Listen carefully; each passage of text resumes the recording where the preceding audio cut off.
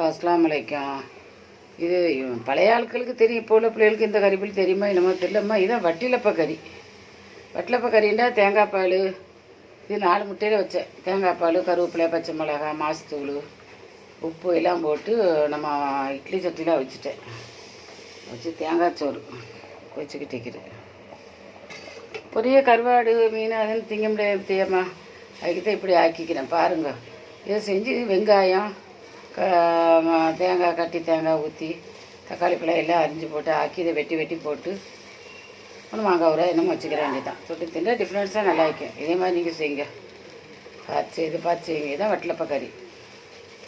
கருவேப்பிலை, பச்சை மிளகாய், மாசுத்தூள், மஞ்சத்தூள், உப்பு உடம்பு போட்டு வைக்கணும். லைக் பண்ணுங்கள், ஷேர் பண்ணுங்கள், சப்ஸ்கிரைப் பண்ணுங்கள். நீங்களே இது மாதிரி செஞ்சு தின்னுங்க. சோறு கொதிக்க